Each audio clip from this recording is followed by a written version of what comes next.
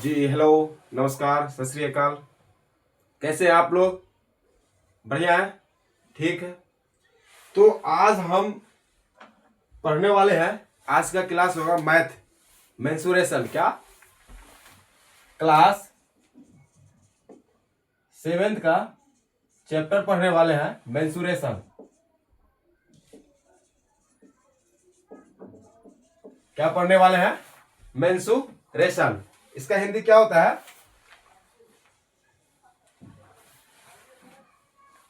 क्षेत्र मिति। क्या होता है? मेंसुरेशन का मतलब क्षेत्र मिति।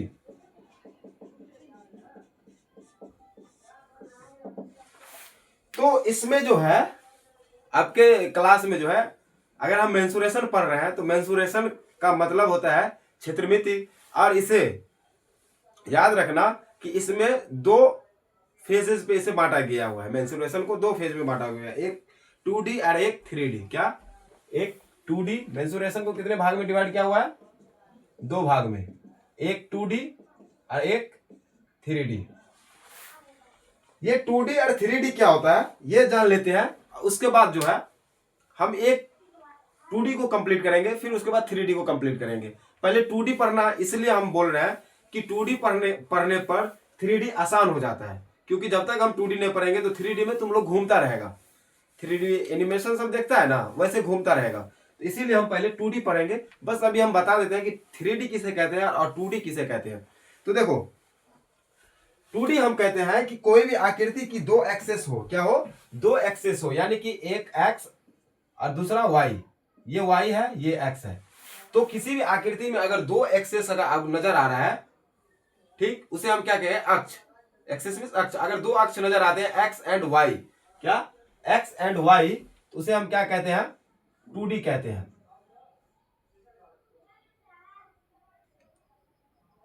अक्ष। और 3D में क्या होता है? तीन अक्ष होते हैं, यानी तीन एक्सेस होते हैं, एक्स वाई जेड। बस इतना ही समझना है अभी आपको। समझ में आ गया? अब जैसे कि आकृति देखो कि दो अक्ष, दो एक्सेस वाला यानी दो अक्ष वाला कैसे, कौन कौन सी आकृति होगी? तो बहुत सारे आकृति होते हैं। जैसे कि अभी आप मेरे पीछे जो बोर्ड लगा हुआ है, आपको कैसे दिख रहा है? एक तो हाइट दिख रहा है, ये हाइट कितना है, और एक लंबाई दिख रहा है। बस दो ही दिख रहा है ना, तीसरा तो नहीं दिख रहा है। लेकिन यही चीज अगर हम आपको एक एग्जांपल देकर बताएंगे, जैसे मान लो कुछ है नहीं जी, एक मिनट, चलो ये ले लेते हैं। ये नहीं, एक मिनट, एक बुक ले लिए ये, ठीक। ये बुक दिख रहा है आपको? बुक दिख रहा है ना? ठीक। अब इसमें देखो, अगर इसमें हम सामने से देख रहे हैं तो इसमें सिर्फ दो ही एक्सेस नजर आ रहे हैं। एक क्या नजर आ रहा है, यानी आपको हाइट नजर आ रहा है, और दूसरा ब्रीथ नजर आ रहा है, ठीक, आधार। और तीसरा भी नजर आ रहा है। बोलेगा सर जी नहीं नजर आ रहा है। आ रहा है बेवकूफ। देखो, जब ऐसे करके देखेंगे ना तो इसके देखो मोटाई भी है, लंबाई भी है और चौड़ाई भी था, है कि नहीं? तीन अक्ष। एक खराई जैसी ये मोटा थिकनेस हो गया ना जी, ये हो गया, और ये एक, और ये, तो तीन नजर आया। तो ऐसे आकृति को अगर इसको ठीक सामने से अगर बोले हम तो सिर्फ ये 2D ही है, क्योंकि इसमें लंबाई है, सॉरी हाइट है और ब्रीथ है, तो 2D ही है। लेकिन अगर हम इसको ऐसे मूव करवा के दिखाएं हर तरफ से, तब लगेगा कि नहीं सर तीन एक्सेस है, एक ये थिकनेस भी है, मोटाई भी है। समझ में आ गया? चलो, तो इसी प्रकार 2D समझ में आ गया कि वैसी आकृति जिसमें दो एक्सेस हो। जैसे इसका एग्जांपल हो जाएगा आपको, बोर्ड हो गया, कोई पेज पृष्ठ हो गया, सामने वाला फेस, सर्कल हो गया, ट्रायंगल हो गया। इस सब में कितने रहता है जी? दो ही एक्सेस रहते हैं। तो बारी बारी से पढ़ेंगे हम। सबसे पहले आज हम पढ़ते हैं क्वाड्रिलेटर। क्या? सबसे पहले हम क्या पढ़ेंगे? क्या? सबसे पहले पढ़ेंगे क्वाड्रिलेटर। क्वाड्रिलेटर, क्वाड्रिलेटर क्या होता है?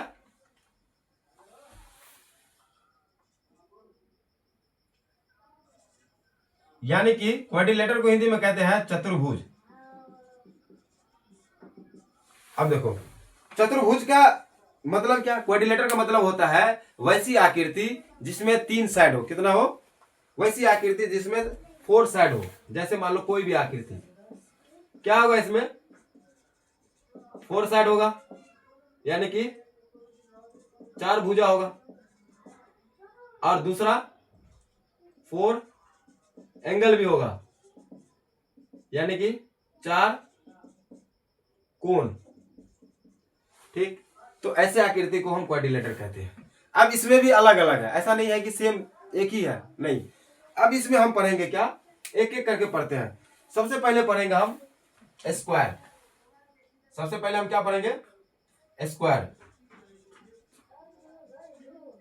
स्क्वायर को हिंदी में क्या कहते हैं, स्क्वायर को, वेरी गुड, वर्ग।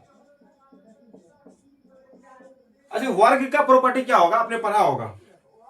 वर्ग का प्रॉपर्टी होता है कि ऑल साइड आर इक्वल, यानी कि वैसी आकृति, वैसी चतुर्भुज जिसकी चारों भुजा बराबर हो। तो इसका फिगर कैसे होगा, मेनली मान लेते हैं ये चारों साइड क्या है, बराबर है, यानी ए। समझ में आया, ठीक है। अब इसका जो है हम फॉर्मूला देखेंगे। ये क्या हो गया, स्क्वायर, वर्ग।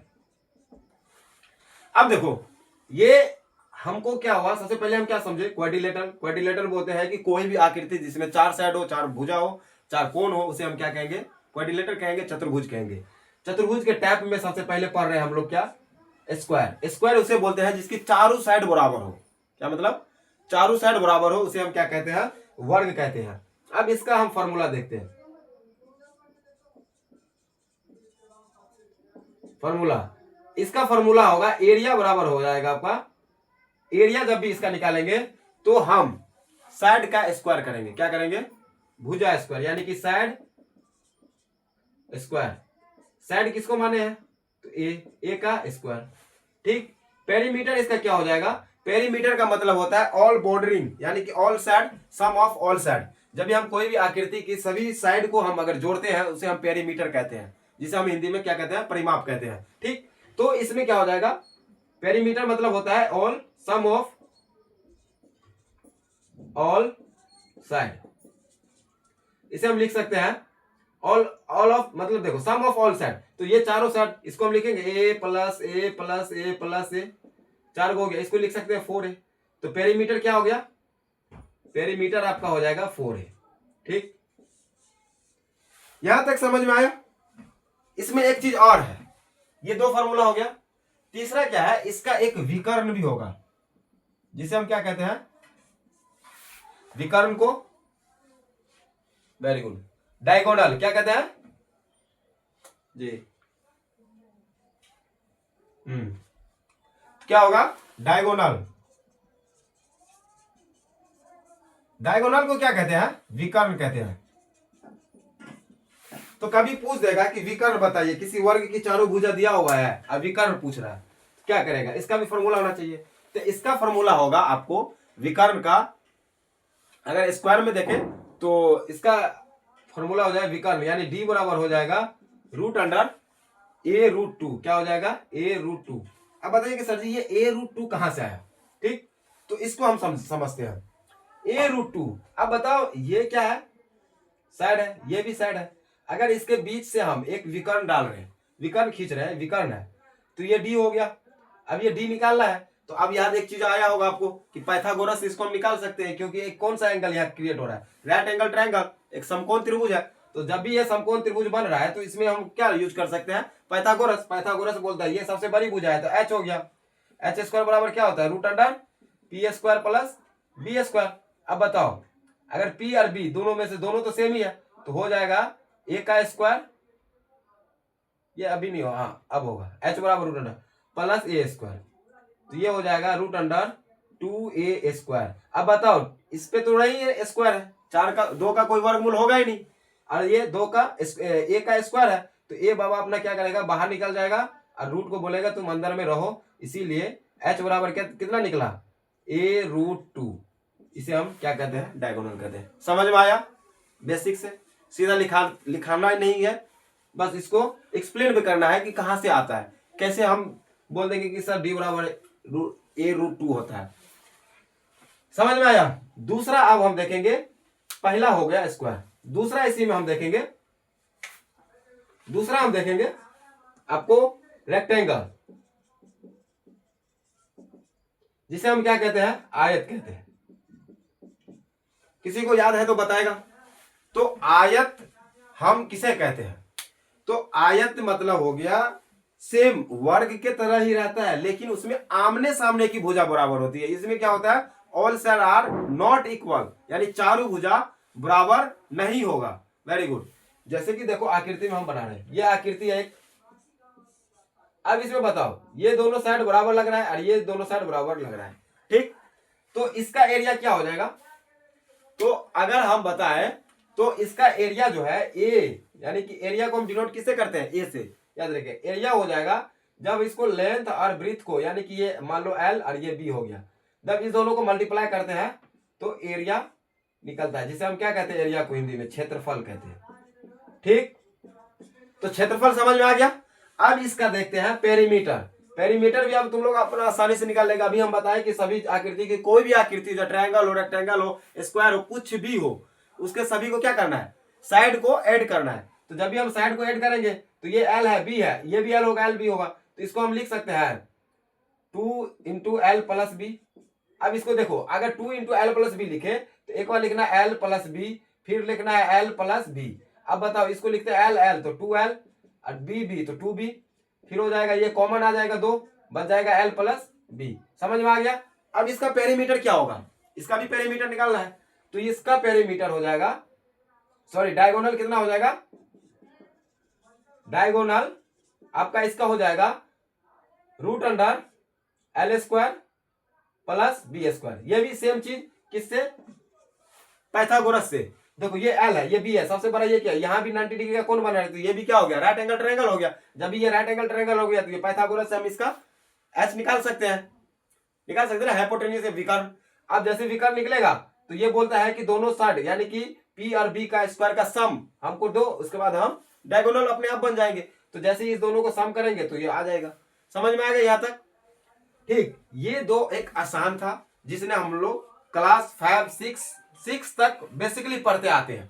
इसके बाद जैसे ही हम अब थोड़ा सा आगे जाएंगे तो अब नया नया आपको क्वाड्रिलेटर देखने को मिलेगा, जिसमें से सबसे पहला पढ़ने वाला है हम इस रोम्बस। क्या पढ़ने वाले हैं, रोम्बस। सबसे पहले हम यहां लिखते हैं रोम्बस। ये 1 2 ये तीसरा पढ़ते हैं। 4 5 पढ़ना है, 4 5 प्रकार का क्वाड्रिलेटर होते हैं, उसे हम पढ़ेंगे। उसके बाद फिर क्वाड्रिलेटर 4 5 प्रकार के होते हैं, वो पढ़ेंगे। उसके बाद फिर हम आगे की ओर देखेंगे। जैसे कि रोम्बस, रोम्बस को हिंदी में क्या कहते हैं, समचतुर्भुज। क्या कहते हैं, क्या कहते हैं, समचतुर्भुज। समचतुर्भुज का ही मतलब हो गया कि सभी भुजा इसमें भी क्या होगा, बराबर होगा। लेकिन बराबर होगा, लेकिन एंगल बराबर नहीं होगा, चारों एंगल बराबर नहीं होगा। समझ में आ गया। अपोजिट एंगल इक्वल हो सकते हैं। जैसे मान लो ये, इसका फिगर हम बनाते हैं, ये आपका आकृति हो गया, ठीक। ये एक आकृति है। अब बताओ, ये 1 मिनट, ये आकृति हो गया। इसमें क्या होगा ना कि ये दोनों भुजा क्या होगा, सॉरी 1 मिनट, अरे ये तो ट्रेपीजियम बन गया। जैसे ये भुजा और ये भुजा, ये और ये लेंथ, क्या ये और ये लेंथ, ये भी बराबर है इसके और ये बराबर है इसके। लेकिन इसमें क्या है ना कि एंगल बराबर नहीं है। एंगल देखो कभी भी हो सकता है, ये सभी एंगल आपस में इक्वल हो सकता है नहीं, लेकिन क्या होता है, ये वर्ग में होता है, रेक्टेंगल में होता है और वर्ग में होता है, इसमें नहीं होता है। इसमें अपोजिट एंगल बराबर होगा, ये एंगल इसके बराबर होगा और ये एंगल जो है इसके बराबर होगा, ठीक। तो इसका जो एरिया का फॉर्मूला होता है, इसका जो एरिया का फॉर्मूला होगा, आपको एरिया बराबर हो जाएगा 1/2 d1 इंटू d2। अब देखो 1/2 d1 इंटू d2। अब बताइए कि सर जी ये 1/2 d1 इंटू d2 कहां से आ गए, आप ऐसे कैसे लिख दिए, ठीक है। इसको भी हम एक्सप्लेन करते हैं। सबसे पहले देखो, अगर हम इस पे एक डायगोनल खींचेंगे, क्या, अगर इसे हम काट रहे हैं, एक इसको डायगोनल खींचे ये और दूसरा ये मान लो अगर टोटल d है, इसको मान लेते हैं फर्स्ट में, क्या मान लेते हैं d1 और इसको मान लेते हैं d2, हो जाएगा। अगर इसको देखो यहां जब भी कभी भी कोई भी रेक्टेंगल में, यानी कि रोम्बस में, जब ये दोनों डायगोनल एक दूसरे को इंटरसेक्ट करते हैं तो वहां 90 डिग्री एंगल क्रिएट होता है। और जैसे यहाँ 90 डिग्री एंगल क्रिएट होगा तो ये एक क्या हो गया, राइट एंगल ट्रायंगल हो गया। क्या हो गया, राइट एंगल ट्रायंगल। समझ में आया? तो अब बताओ, ये एक राइट एंगल ट्रायंगल हो गया। तो एक राइट एंगल ट्रायंगल अगर ये पूरा टोटल डी है, कितना है ये पूरा, अगर डी है तो इसको हम ये आधा वाला भाग को हम ऐसे लिख सकते हैं d1/2, और ये पूरा है तो इसको भी हम क्या लिख सकते हैं d2/2 लिखेंगे ना जी। ये अगर पूरा डी है, d2 है, देखो दो डी माने हैं, बड़ा सा छोटा सा, दोनों डी है, लेकिन एक में 1 लगाए एक में 2 लगाए। तो जैसे ही बड़ा वाला को तोड़ेंगे तो d1/d2 यानी कि दोनों को एक बीच में इंटरसेक्ट करता है, दोनों डायगोनल इक्वली डिवाइड हो जाएगा। और जब दोनों डायगोनल एक दूसरे पे परपेंडिकुलर होगा तो वहां इंटरसेक्ट जब करता है तो वहां 90 डिग्री बनता है। इसके कारण क्या हो गया, एक राइट एंगल ट्रायंगल क्रिएट हो गया। तो अगर हम एक राइट एंगल ट्रायंगल का अगर हम एरिया निकालें, उसे 4 से मल्टीप्लाई कर सकते हैं। तो देखो इसका साइड कितना हो गया बाबू, तो बोलेगा सर d2/2, इसका साइड कितना हो गया एक का, d1/2। ये दो साइड हो गया, और ये हाइपोटेनियस है। तो जब भी राइट एंगल ट्रायंगल में हाइपोटेनियस हम लेते नहीं, विकर्ण को तो लेते नहीं है, किससे मल्टीप्लाई करते हैं 1/2 साइड इंटू बेस, यानी कि बेस इंटू हाइट। तो इसको हम लिखेंगे क्या, d2/d1 मल्टीप्लाई d1/d2, ये लिख दिए, सॉरी a2 ए नहीं d, सॉरी 2, यहां भी 2 लिखना है 2, ठीक लिखेंगे ना जी। अब बताओ ये किसका निकल रहा है जी, एक ट्रायंगल का, लेकिन 1/2 इसको मल्टीप्लाई करना है तो ये हो जाएगा d1/d2 मल्टीप्लाई, इसको करेंगे 2 दूना 4, 4 दूना 8। ये किसका निकला, तो बोलिएगा कि सर एक का निकला, ये एक वाला पार्ट का निकला ना जी। तो अगर ये एक वाला पार्ट का निकला तो इससे कितना से मल्टीप्लाई कर देंगे, तो 4 से, क्योंकि 4 पार्ट इसमें है। तो जैसे ही इसको अगर हम मल्टीप्लाई करेंगे, मल्टीप्लाई किससे करना है 4 से, 4 मल्टीप्लाई हो जाएगा d1 इंटू d2/8। इसको काटेंगे, 4 एकम 4, 4 दूना 8 हो जाएगा 1/2, कोष्ट में लिख सकते हैं d1 इंटू d2। समझ में आया? अगर अभी भी नहीं समझ में आया तो फिर से वो एक बार रिवर्स वीडियो देख लेना, एकदम बेसिक से बनाए हैं, ऐसे नहीं आए कि सीधा आए क्वेश्चन लिखे फॉर्मूला लिख दिए, हाँ इसको रट लेना, कहां से आया नहीं आया कोई लेना देना नहीं, ठीक। इसी प्रकार इसका देखो, वैसे टाइम कम है, हम बताएंगे और बेहतरीन से बताएंगे। अब देखो इसका क्या है, अगर इसका हम डायगोनल निकाले, डायगोनल अगर निकाले तो ये हो जाएगा आपको root under 4a² minus d1²। इसी का जैसे हो जाएगा दूसरा डायगोनल, ये पहला ये दूसरा हो जाएगा root under 4a² minus d1², या माइनस d2²। समझ में आ गया, ये चीज याद रखेगा। उसके बाद एक है ट्रेपीजियम, क्या है ट्रेपीजियम, दूसरा क्या है, दूसरा आपका है ट्रेपीजियम। एक मिनट, एक ट्रेपीजियम पढ़ना है और एक कैट पढ़ना है, बस इतना ही पढ़ना है आपको, इससे ज्यादा पढ़ना नहीं है। 7 में इतना ज्यादा टफ जाएगा नहीं, क्योंकि आज हम सिर्फ बेसिक 7th का ही मैथ का मेंसुरेशन पढ़ने वाले हैं, ना कि कोई हाई लेवल का, इसीलिए हमको उतना टफ जाना नहीं है। अब देखो तीसरा में क्या है, तीसरा पढ़ना क्या है ट्रेपीजियम, समझ में आ गया, यानी कि ट्रेपीजियम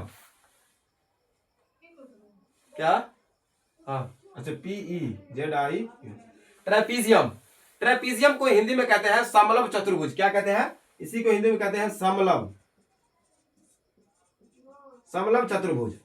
अब ये क्या होता है, तो इसमें जो है ना कि सभी भुजे अलग अलग होते हैं, क्या होते हैं, सभी भुजे अलग अलग होता है। इसमें कोई भी ऐसा प्रॉपर्टी नहीं है कि सब भुजा एक रंग होगा या आमने सामने की भुजा बराबर होगा। इसमें जो है ना सभी भुजे अलग अलग होते हैं। इसका आकृति देख लो, देखो ये होगा इसका आकृति, देखो ये कितना लंबा है और ये कितना है, तो ये भुजा अलग, सब अलग अलग है। समझ में आ गया, सभी भुजा इसमें अलग अलग होते हैं। तो इसका जो है, अगर हम पेरीमीटर का बात करें तो इसमें अगर पेरीमीटर का बात करेंगे तो इसमें भी सभी भुजा जोड़ हो जाएगा, यानी कि सभी भुजा को जोड़ दो a + b + c, यानी कि सॉरी सभी भुजा तो बराबर ही है, ये भी बराबर ये भी बराबर है, तो 4 ये हो जाएगा, यानी कि सेम ये आपका चला जाएगा रेक्टेंगल में, स्क्वायर में, क्योंकि इसमें भी सारा भुजा बराबर, ये सॉरी रेक्टेंगल बोल दिए, स्क्वायर में जाएगा, किस में जाएगा, स्क्वायर में चला जाएगा, ठीक। और इसका जो है, इसका जो रोम्बस का, रोम्बस, ठीक, ट्रेपीजियम का जो आपका हो जाएगा एरिया, हाँ एरिया हो जाएगा 1/2 सम ऑफ ऑल साइड। इसे हम लिख सकते हैं 1/2 a + b, ये a और ये b, ठीक।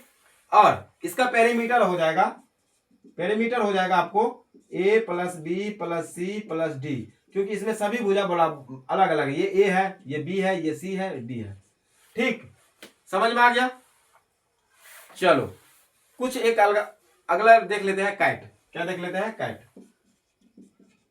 वैसे इस सब पे आपको ज्यादा क्वेश्चन होगा नहीं, इसीलिए उतना कुछ करना नहीं है, जितना पढ़ना है उतना डीप पढ़ो, लेकिन जो आपके सिलेबस में वो पढ़ो, पहले वो अच्छी होनी चाहिए, उसके बाद डीप तो जेबे करेंगे। धीरे धीरे जैसे ही 8 में 9th का 10th का बनाएंगे तो हम और बेहतर से समझेंगे। कैट में क्या होता है ना, कैट में क्या होता है, दो भुजा बराबर होते हैं, ये दो भुजा बराबर होंगे, ये दोनों भुजा बराबर होगा। समझ में आ गया। तो इसमें भी जो होता है यह एक सेम, अगर प्रॉपर्टी बात करें तो क्या होता है, अगर इसका पेरीमीटर का बात करें तो ये हो जाएगा 2 इंटू एल प्लस बी, क्योंकि ये भी देखो, अगर ये दो भुजा, अगर ये एल है, ये भी एल है, ये बी है, ये बी है, तो 2b हो जाएगा, 2b, और ये कितना हो जाएगा प्लस 2l हो जाएगा, दो कॉमन लेंगे तो l प्लस बी। समझ में आया? ठीक। और ये जो है ये सेम चीज आपको प्रॉपर्टी किसमें फॉलो करता है, आपको रोम्बस में करता है। किसमें करता है? रोम्बस में। हाँ, रोम्बस में करता है। तो इसका भी फॉर्मूला यही हो जाएगा, एरिया बराबर हो जाएगा 1/2 d1 इंटू d2। इसको याद रखेगा। अभी हम बताए कैसे होता है, सेम यही चीज है। एक का यहां भी निकालेंगे तो इंटरसेक्ट करेगा, ठीक, यहाँ इंटरसेक्ट किया, एक 90 डिग्री का कोण जैसे बना तो इसे हम 4 से मल्टीप्लाई करेंगे तो ये सेम चीज जेन्यून ऐसे हो जाएगा। ठीक, यहां तक समझने में किसी तरह का दिक्कत? अब हम कुछ और समझ लेते हैं, एक दो टॉपिक ट्रायंगल का। ट्रायंगल में बस 3 ही देखना है, जैसे कि आइसोसेलेस ट्रायंगल होते हैं, राइट एंगल ट्रायंगल होते हैं, और जिसे हम एक इक्विलेटरल ट्रायंगल कहते हैं, जैसे कि समभुज, यानी कि। तो ट्रायंगल में सबसे पहले हम देख लेते हैं क्या, देखो सबसे पहले जो है ट्रायंगल में होता क्या है ना, कि अगर आपके पास कोई फार्मूला याद नहीं है तो एक हीरोन बाबा थे, हीरोन, उसने हीरोन्स का एक फार्मूला है, उस पर आप निकाल सकते हैं। तो क्या फार्मूला है? तो हीरोन्स का फार्मूला है, हीरोन्स फार्मूला है आपको एरिया बराबर हो जाएगा क्या, हाँ हाँ ठीक। तो हीरोन्स का फार्मूला आपको है s root under s minus A, s minus A, कहीं ना जी, क्या क्या, हाँ ठीक है। फिर हो जाएगा s minus B into S minus C. ये फॉर्मूला है, कैसा भी ट्रायंगल हो, अगर तीनों साइड पता है तो हम इसको निकाल सकते हैं। क्या s क्या है? s सेमी, ठीक, हाँ सेमी पेरीमीटर है, सेमी पेरीमीटर, यानी कि सभी s का मतलब हो गया सेमी पेरीमीटर। यानी कि जैसे कोई भी त्रिभुज दिया हुआ है, मान लो ये त्रिभुज है, ठीक, सभी का भुजा अलग है ए बी सी, तो अगर हम s निकाले तो लिख सकते हैं सेमी, यानी कि a plus B plus C by 2। तो यही हो गया आपको s। समझ में आ गया? ठीक है। बाकी इससे निकालना तब है जब किसी भी त्रिभुज का हमको भुजा नहीं पता है, कैसा त्रिभुज है ये नहीं पता है, तब हम इससे हम निकाल सकते हैं, जो कि एक लॉन्ग प्रोसेस जाएगा, थोड़ा कैलकुलेशन हार्ड कर देगा। ठीक, इसी को हम आसान तरीका से देखते हैं। सबसे बारीकी, सबसे पहले देखेंगे हम क्या, एक राइट एंगल ट्रायंगल देखेंगे। क्या, अभी हम यहां भी राइट एंगल ट्रायंगल की बात किए, यहां भी किए। क्या होता है, एक कोण 90 डिग्री का होता है, ठीक, ये ए हो गया, ये बी हो गया, ये एच हो गया। तो इसका एरिया का फॉर्मूला क्या हो जाएगा, 1/2 बी इंटू एच, ये याद रखेगा। पेरीमीटर वही हो जाएगा, सभी side, sum of all sided. ठीक, पेरीमीटर क्या हो जाएगा आपको, पेरीमीटर हो जाएगा A plus B plus C. ठीक, याद रखेगा। अगला देखो, दूसरा ट्रायंगल जैसे है एक, क्या,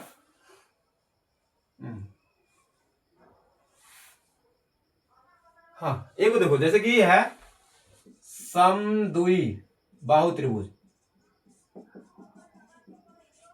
समद्वि बाहु त्रिभुज का फॉर्मूला क्या होगा? ठीक, ठीक है, इसे हम आइसोसेलेस ट्रायंगल शायद कहते हैं, इंग्लिश नहीं पता हमको इसका भी। तो समद्वि बाहु का मतलब ही हो गया कि दो भुजा बराबर, ऐसा त्रिभुज जिसका दो भुजा बराबर, ये ए ये और ये भी, यानी कि वैसे त्रिभुज जिसकी दो भुजा बराबर हो और तीसरी भुजा चेंज हो। तो अब बताओ इसको कैसे निकालेंगे? तो इसमें या तो हम हीरोन्स के फॉर्मूला से निकाल सकते हैं एरिया, या फिर हम इसको तोड़ सकते हैं। अगर इसको तोड़ेंगे तो बताओ ये साइड कितना हो जाएगा, तो बोलिएगा सर d/2 हो जाएगा, क्योंकि d पूरा, अगर सॉरी b ये बी है, क्या है बी, ये पूरा बी है तो ये कितना हो जाएगा b/2 हो जाएगा। अब ये राइट एंगल ट्रायंगल हो गया तो इससे हम ये पहले h निकाल लेते हैं। तो h बराबर हो जाएगा √a², ये में से घटाना है ना, -b²/2, इसको हमको घटाना है, 2 नहीं 4 हो जाएगा, स्क्वायर है। अगर हम इसका एलसीएम लिए तो आपको 4 रूट पूरा पे रहेगा 4a² - b²। अब देखो ये जैसे ही बाहर है तो ये निकल जाएगा 1/2 रूट हो जाएगा आपको 4, और ये 2 भी बाहर निकल जाएगा, ये 2/2 नहीं, ये नहीं निकलेगा, ये नहीं निकलेगा क्योंकि यहां क्या होगा, ये ए था, ये 1 मिनट, हाँ क्या,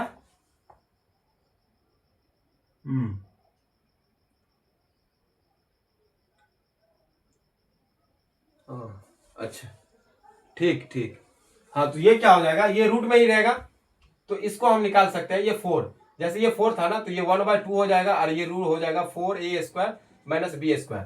ठीक, तो जैसे ये हो गया, अब इसको क्या करेंगे, हम एक ट्रायंगल बन गया तो इसका हम फॉर्मूला लिख सकते हैं 1/2 मल्टीप्लाई 1/2 मल्टीप्लाई हो जाएगा रूट अंडर आपको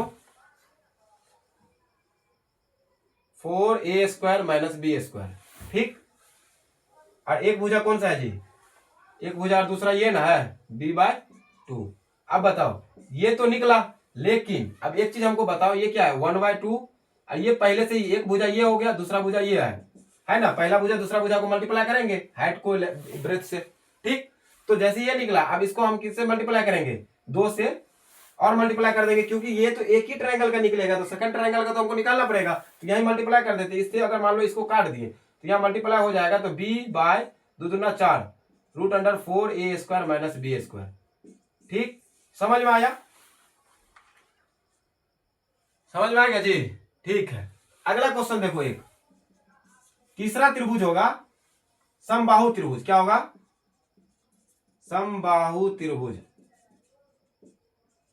अब समबाहु त्रिभुज में हो गया कि सभी भुजा बराबर हो, क्या हो, ए, ये भी ए होगा, ये भी ए, ये भी ए, तो इसका फॉर्मूला क्या हो जाता है, इसका एरिया हो जाता है आपको, 1 मिनट हम एरिया बताएं जी, एरिया हो जाएगा आपका √3 ए, क्या √3 4/a, ये आपका एरिया हो जाता है। पेरीमीटर होगा 3a, पेरीमीटर कितना हो जाएगा, पेरीमीटर होगा 3a, क्योंकि तीनों साइड तो बराबर है तो 3 से मल्टीप्लाई कर दो किसी एक साइड को, पेरीमीटर निकल जाएगा। ठीक है, अब देखो ये बोला ये कैसे आ गया सर, इसको भी सेम करेगा ना बाबू, तो ये काट देगा इसको a/2 के, जैसे ये a/2 करेगा तो फिर तुम घटाएगा ये h निकालने के लिए, h जैसे निकालेगा तो रूट अंडर करेगा, a² माइनस करेगा, क्या करेगा, a² - a/2 का होल स्क्वायर, तो ये तोड़ के आ जाएगा a² - a²/4, और इसको जब मल्टीप्लाई एलसीएम लेगा तो 4a² - a², ये हो जाएगा रूट, अब देखो 4a² में से एक a² गया तो कितना हो जाएगा, रूट अंडर 3a²/4 हो जाएगा, होगा ना जी। तो ये 4 क्या हो जाएगा आपको बाहर आ जाएगा, या फिर नहीं 3 नहीं बाहर आ जाएगा क्योंकि 3 का वर्गमूल बन ही नहीं सकता है, तो ए का ए हम बाहर निकाल सकते हैं, तो इसको हम लिख सकते हैं a√3/4, यही है सेम, समझ में आ गया। एक होता है कि विषमबाहु त्रिभुज, जिसका विषमबाहु मतलब कि किसी भी त्रिभुज में बराबर ही नहीं हो, जैसे कि मान लो ये त्रिभुज मान लो ये त्रिभुज, इसमें क्या है ना, ये ए है, ये बी है, ये सी है, तो इसको कैसे निकालेंगे, तो इसको हम लोग हीरोन्स के फॉर्मूला से आसानी से निकाल सकते हैं इस क्लास में। आज का ये टॉपिक जो 2D पर आए, एक छूट गया है सर्कल, नेक्स्ट क्लास में उसको हम कवर करेंगे और उसके बाद कुछ क्वेश्चन आंसर करेंगे। अगर हम बताएं तो इसमें आपको समझ में क्या नहीं आया और क्या आया वो हमें एक बार एक्सप्लेन करके बताएंगे, देख लो एक बार अच्छे से, अगर नहीं आया तो फिर से रिकॉर्ड वीडियो देखना, इसको नोट बनाना, फिर सारा आपको समझ में आ जाएगा। ठीक है, एक क्वेश्चन, ठीक है एक क्वेश्चन करते हैं, देखो क्वेश्चन ये है, क्वेश्चन लिखते हैं, इसको बनाओ तो,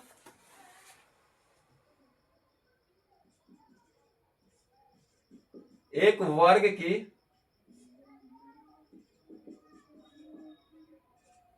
वर्ग की परिमाप 20 मीटर है तो वर्ग की क्षेत्रफल क्या होगा।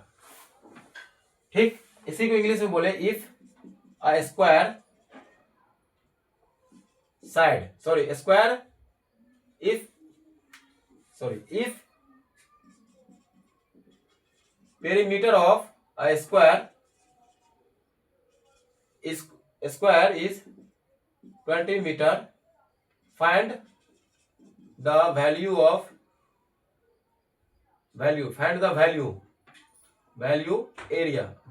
एरिया।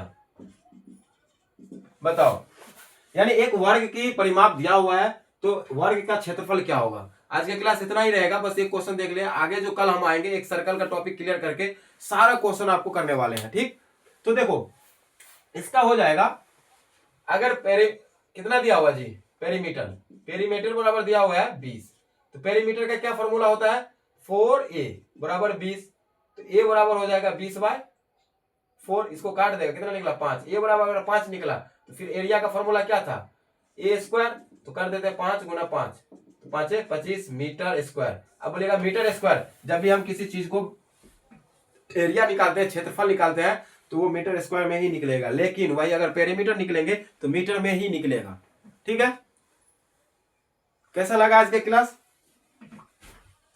अगर अच्छा लगा होगा, समझ में आया होगा, तो इस क्लास को अपने दोस्तों तक भी शेयर करेंगे। और जहां तक रही बात नहीं समझ रहे तो दोबारा एक बार क्लास देख लेना, फिर भी नहीं समझ में आया तो कमेंट बॉक्स में बताएं, जब नेक्स्ट क्लास लेंगे तो उसमें हम आपको सारा डाउट क्लियर करेंगे। तो फिर मिलते हैं नेक्स्ट क्लास में। अगर आप लोग नए हैं तो चैनल को सब्सक्राइब करके बेल आइकन दबाएंगे, नोटिफिकेशन भी ऑन कर लेना। ठीक, चलो फिर मिलते हैं नेक्स्ट क्लास में। आज के लिए इतना ही, बाय बाय।